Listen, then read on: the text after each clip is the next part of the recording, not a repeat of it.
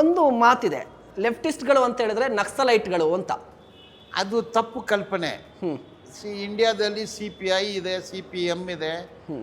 CPM CPIಯಲ್ಲಿ ಮುಖ್ಯಮಂತ್ರಿಗಳಿದ್ರು, CPM ಅಲ್ಲಿ ಮುಖ್ಯಮಂತ್ರಿಗಳು 3 ಜನ ಒಂದೇ ಟೈಮಲ್ಲಿ ಇದ್ದರು. ಅಪೋಸಿಷನ್ ಲೀಡ್ರು ಇದ್ದರು, ಅಪೋಸಿಷನ್ ಲೀಡ್ರು ಕೂಡ CPMನಲ್ಲಿ ಇದ್ದರು. ಇವರು ಎಲ್ಲ ಈಗ ಇಂದಿರಾ ಗಾಂಧಿ, ಭೂಪೇಶ್ ಗುಪ್ತಾ ಇವ್ರ ಮಧ್ಯದಲ್ಲೆಲ್ಲ ಕೂಡ ಡಿಸ್ಕಷನ್ ನಡೀತಿತ್ತು. ಇಡೀ ದೇಶಕ್ಕೆ ಸ್ವತಂತ್ರ ಹೋರಾಟದಲ್ಲಿ ಯಾರು ಎಡಪಂಥೀಯರು ತಾವು ಹೇಳ್ತೀರಾ, ಅವ್ರು ಸುಮಾರು ಜನ ಹುತಾತ್ಮರಾಗಿದ್ದಾರೆ, ಜೈಲಿಗೆ ಹೋಗಿದ್ದಾರೆ, ಹೋರಾಟ ಮಾಡಿದ್ದಾರೆ.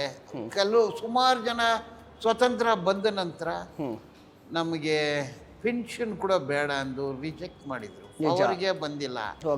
ಜನಸೇವೆ, ಲೆಫ್ಟಿಸ್ಟ್ ಅಂದ್ರೆ ತ್ಯಾಗ, ಜನಸೇವೆ, ನೋ ಸೆಲ್ಫಿಶ್ನೆಸ್. ಕಮಿಷನ್ ಹೊಡೆಯೋರಲ್ಲ, ಭ್ರಷ್ಟಾಚಾರ ಮಾಡೋರಿಲ್ಲ, ಮಹಿಳೆಯರಿಗೆ ಮರ್ಯಾದೆ ಕೊಡೋರು. ಲೆಫ್ಟಿಸ್ಟ್ಗಳು ಅಂತ ಹೇಳಿದ್ರೆ ನಿಸ್ವಾರ್ಥಿಗಳು ಅಂತ ನೀವು ಹೇಳ್ತಾ ಇದ್ರಿ.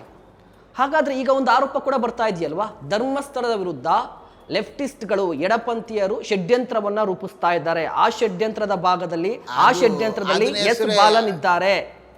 ಷಡ್ಯಂತ್ರ, ಪಿತೂರಿ, ಇಂಗ್ಲಿಷಲ್ಲಿ ಕಾನ್ಸ್ಪಿರಸಿ, ಇದೆಲ್ಲ ಕಿತಾಪತಿ. ಇದು ಕಿತಾಪತಿ ಮಾಡೋದು ಸುಳ್ಳದು. ಧರ್ಮಸ್ಥಳದಲ್ಲಿ 79 ಕೊಲೆಗಳು ಆಗುತ್ತೆ. ಆ FIRಗಳನ್ನು ನಾನು ಓದಿದ್ದೀನಿ. ಕಾಲಮ್ ನಂಬರ್ 4 ಆಫ್ FIR ಅಲ್ಲಿ ಸ್ಥಳ, ಕೃತ್ಯ ನಡೆದ ಸ್ಥಳ, ಸೀನ್ ಆಫ್ ಅಕರೆನ್ಸ್ ಧರ್ಮಸ್ಥಳ ಎಂದು ಬರುತ್ತೆ. ವೇದವಲ್ಲಿ ಅನ್ನೋ ಒಂದು ಕಾಲೇಜ್ ಟೀಚರ್ ಪ್ರಿನ್ಸಿಪಾಲ್ ಪೋಸ್ಟ್ ಬೇಕಂದು ಕೋರ್ಟ್ಗೆ ಹೋಗ್ತಾಳೆ, ಹೋರಾಡ್ತಾಳೆ. ಒಂದು ದಿವಸ ಸತ್ತಿದ್ದಾಳೆ, ದೇಹ ಸುಟ್ಟಿದ್ದಾರೆ.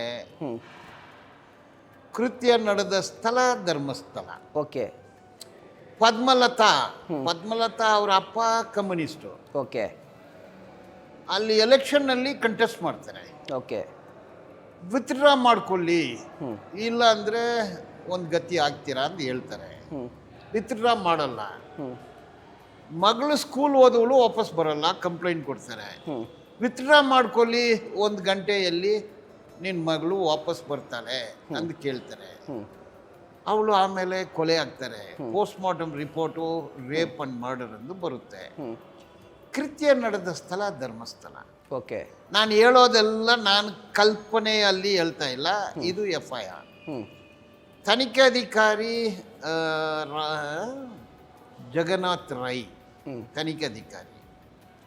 ತನಿಖೆ ಮಾಡ್ತಾರೆ. ಬಂಧಿಸುವ ಸಂದರ್ಭದಲ್ಲಿ ಅವ್ರನ್ನ ವಾಪಸ್ ತಗೊಳ್ತಾರೆ. ಬೇರೆ ಒಂದು DSPಗೆ ತನಿಖೆ ಕೊಡ್ತಾರೆ. ಇವತ್ತು ಪೆಂಡಿಂಗ್ ಇದೆ.